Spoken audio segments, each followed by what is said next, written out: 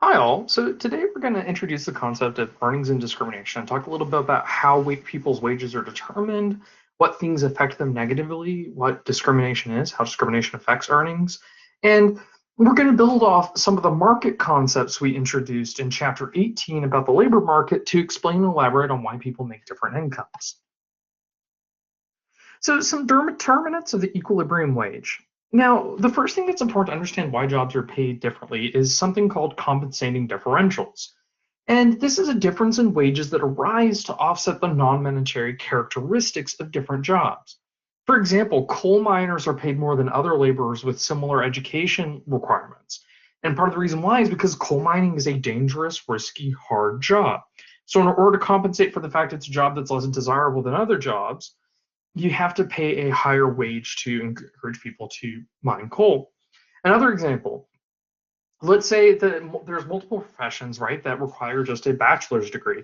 Why are bachelors in engineering paid more than many other degrees? Well, the answer is that engineering is a very difficult course structure and it's a very difficult course load. So, not as many people want to be engineers as want to be accountants, finance majors, marketers, historians, teachers, etc. So, there's a compensating differential that for the same educational requirement to incentivize people to become engineers, you have to pay more. Other examples of compensating differentials include things like night shifts, right? So, you pay people to take a later shift, a shift they otherwise would not like. And a similar example is professors versus professionals with similar degrees. So academia is a much more friendly job. It's a much low key workload environment. It's a very much more social, etc. As opposed to say in contrast, right? Like so, teaching a finance class at university, right? That you teach the material, you plot out the lectures, etc. That's a very different stress workload than using a PhD in finance to work at an investment bank and make investment trades and keep up with the news cycle 24/7. So that's a reason why professors and professionals with the same degree have different compensations. It's because academia, it's a great job. And so it's paid in a way, it's paid less than these professional jobs, partially because it is a great job. Another aspect of this is human capital. And this is the accumulation of investments in people, such as education and on the job training. Now, we mentioned this a little bit last chapter, right? This is the information and the knowledge in our heads that allow us to create kinds of goods. And the cool thing about human capital is it is learnable and transferable. So, for example, in this class, right, part of my human capital is that I know how to think about things at the margin. And part of my human capital, knowing how to learn, teach and think things through at the margin, is my ability to then turn around and transfer this knowledge to you. So, one of the arguments for why there's a growth in inequality actually revolves around this idea that there's a high demand for high skilled labor. And human capital and the amount of people that actually have the human capital required to perform these jobs, like, say, computer engineers in the tech industry, disproportionately see the benefits from that industry.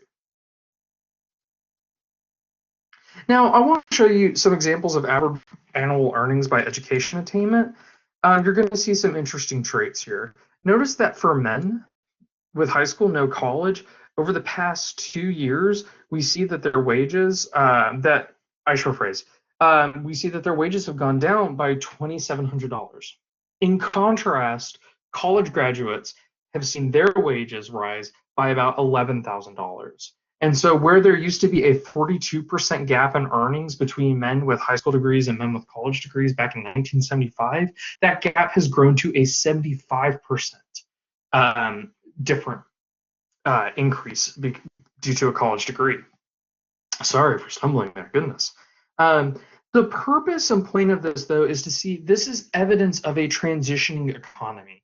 The fact the United States has transitioned to a service-based economy and high human capital required goods, this has led to a higher demand for college graduates as opposed to just high school graduates. Similarly, we can see a similar trend for women. Now, the gap was a little closer for women without college degree or with college degrees and without college in 1975. It was $37,000 versus 28,000. And notice here that since 1975 to 2011, both of their wages have grown. So unlike no college degree men, women with college or women without college degrees have seen their income, typical median income, grow. But the gap has also increased for women, and the difference between having a college degree and being a woman, and the difference between having high school and being a woman, has also spiked to the different 81%. So we can expect someone with a college degree to earn roughly 81% extra than they would without a college degree for women. Now, this is not the only determinant. Oop, let me pop over, make sure I'm on the right one. This is not the only determinant. For example, ability, effort, and chance, of course, are aspects of this. A point in case, think about athletics, right? Athletes put in different amount of work effort, but work effort alone doesn't necessarily guarantee success. There's also the just rare chance that you're born with a lot of ability, or you're introduced to the people and circumstances and opportunities where you're born to help you take advantage of that ability and effort. So again, athletics is a perfect point in case here where athletes we see have different outcomes on some mixture and combination of those three traits. A more interesting evidence of the chance is that attractive people actually tend to be better compensated than supposedly less attractive people. So it's called the beauty premium, and there is this question of if there is a superficial perk in income to being quote unquote more attractive. And so that is also something that is entirely left to chance, right? Your genes, you have no control of your genes. There's also an alternative view of education, and this is signaling. And what signaling gets at is the idea that your education doesn't matter so much necessarily for the human capital I give you, although I assure you I hope it does, but for the information it conveys about you. So to give you an example, say two people apply for the same job. One has an engineering degree, the other a history degree. Who do you hire? The signaling theory takes it's not necessarily important whether or not engineering or history have the relevant skills for the job. What matters is that the pursuit of these degrees has signaled a high skill individual. And that signaling that you are a high skill is what gets your foot in the door, not so much the skills you learned in getting the education. Now, there's another interesting determinant, and that is the superstar phenomenon. So, for example, LeBron James, Leonardo DiCaprio, for basketball and movies, respectively. And the idea here is that everyone wants to consume the best offer. So, stars with a sufficient amount of technology, it enables a large amount of people to consume superstars for a marginally low cost for each person that sums up to a massive amount for the star in question. So, for example, think about how a huge star, for example, Robert Downey Jr. for the Avengers, a lot of people were Robert Downey Jr.'s fans and went and watched the Iron Man movies to begin with because he was the star. And that meant because you could sell the movie to a lot of theaters and a lot of people see and consume and rent and purchase the movie, paying a superstar a ton of money actually led to a lot of people being able to consume that product.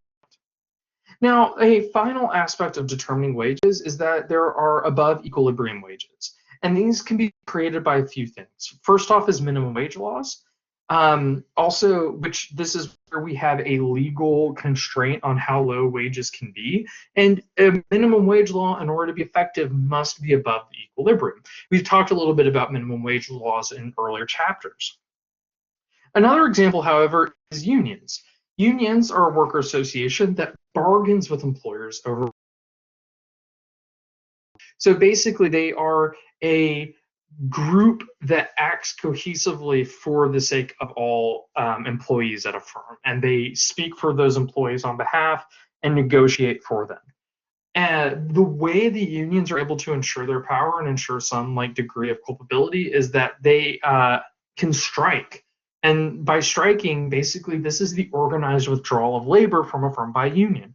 So when you hear of a walkout, that is a strike by employees saying we're not going to work under these conditions, and unless there's some negotiation. So that's the way unions can push for higher wages within the firm that aren't necessarily the equilibrium wages. The final aspect of this, though, is that firms, to kind of compensate for both the minimum wage laws and unions, could instead prefer to offer efficiency wages. And this is a theory that Above equilibrium wages paid by firms will increase worker productivity. Basically, it'll incentivize workers to put more effort into their jobs. Um, Workers will be more loyal to the firms. You won't have as much turnover. A big point here is that because people are somewhat allowed to control how much they work and have some degree of control over how much effort they put into their job, by paying them well and making them feel fairly treated, you're much more likely to get better work.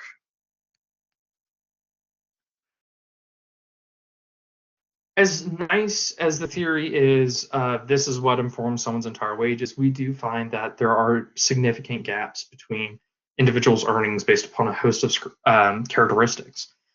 Discrimination is one of the reasons for these differences, and just basically in economic terms, discrimination is simply the offering of different opportunities to similar individuals only because they differ by race, ethnic group, sex, age, or any other personal characteristics. Um, just to give you an example here, the role of names can play a significant factor in this. An economist out of Chicago did a study where they sent hundreds of job applications to the job market, and they basically used the exact same resume across the board, and all they changed was whether the name sounded quote unquote white or whether the name sounded quote unquote like a ethnic minority. And what they found is that white workers, due to no virtue, or white sounding names, due to no virtue of the quality of the resume, were much more likely to get return calls. So that's something that is real and present in the labor market that affects ultimately people's ability to living and earn wages. This is a basic summary too of some labor market discrimination we see. For example, if you look at men and women, you'll notice that white men make about $13,000 more than white women do. Similarly, black men make about $6,000 more than black women. However, notice the gap between earnings for white men versus black men and white women and black women. So what you see here is that the earnings for black men are about 21% of that than white men typically, and the earnings of women workers are typically about 11%. Well, white women is about 11% more than black women. And this is due to the median wages. That's what this is we're looking at the middle number of all the white men in the country and the middle of all the black men in the country and looking at what that middle wage point is. And so this does give us some ideas of economic disadvantagement, and this does give us some idea of how discrimination is occurring in society, if not necessarily what is causing it. So there are some economics to discrimination. Economists typically are skeptical of discrimination by employers, and the reason why is that they believe profit motive overcomes other issues. So they tend to think that protected classes are not likely to be discriminated against, largely because if employers believe the employee is a good employee and much more likely to earn and contribute to the company, then that it's irrelevant what those characteristics may be. So they attribute it's more likely that earning differentials occur through the screening process, but may equalize over time. So basically, I mentioned, for example, right, the job applications and the quote unquote white sounding names getting higher incomes or higher offers. And the idea there is that this screening process, the application process, can set people up at different starting points. And they believe that's where the discrimination is, at these start points, but that successful and talented workers will converge to similar levels. There's a lot of questions about this. This is an assumption that's largely dependent upon the idea that employers are mostly focused on profit and profit dominates all other motives. I can assure you historically that's not true. There's a lot that goes into this, but that is one argument out there. However, there are other forms of discrimination that are much more apparent. One of them is customer discrimination, or quote unquote footstep discrimination. For example, in a comparison between white baseball cards and majority white male athletes and ticket sales, we find that white male baseball cards and white male sporting events or predominantly white male sporting events have higher ticket sales and higher value cards. And so that's something that this is the biases of consumers is driving this discrimination, if not necessarily employers.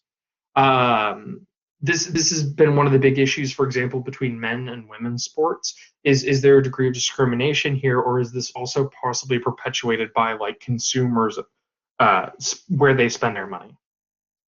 Now, government has laws in place to combat these, but discrimination still happens regardless of the law. More importantly, historically, particularly in the US, the government has imposed laws which were discriminatory by intent. Um, their most perfect example of that is Jim Crow. So the laws that created based in the South for a long time, those had discriminating and real economic consequences. Now, another aspect though is in competitive markets and discrimination, to kind of see an example though of why economists are a little bit critical of the discrimination of employers as a source of wage differentials. An example used during Jim Crow is that Southern streetcar companies actually opposed the introduction of segregated streetcars. They found it was just an inefficient system and they worried it would diminish usage. So that is an example of the profit motive dominating. But again, that's a very blatant policy-oriented version. So that might be that private firms oppose government regulated, but that doesn't necessarily mean it didn't exist in other ways, and it almost certainly did. So this is a huge component that does go into the wage market that we're not quite sure exactly how it does because it is difficult to find evidence of this. People don't just answer polls and say, yeah, I totally discriminate based upon all these characteristics. So that makes these difficult. However, they are important conversations and they are important exploration. And so they are something that economists are working on to try to more fully understand within the labor market. So to wrap up, we've mentioned a little bit in the labor market about how the value of the marginal product of labor, right, determines your wage, and that determines the amount of people hired. But what informs the value of that marginal product of labor is quite a few things. It could simply be, at its best, it's differences in human capital, it's differences in people's skills and their ability to contribute to the firm. At its worst, it is perceived biases and bigotries which affect people and hold them back. And so these are two aspects that ultimately impact people's labor and earnings, and they are questions that economists take seriously. And with that, though, I want to get into our next chapter, which is a super exciting one to me, as much as it's also a challenging one.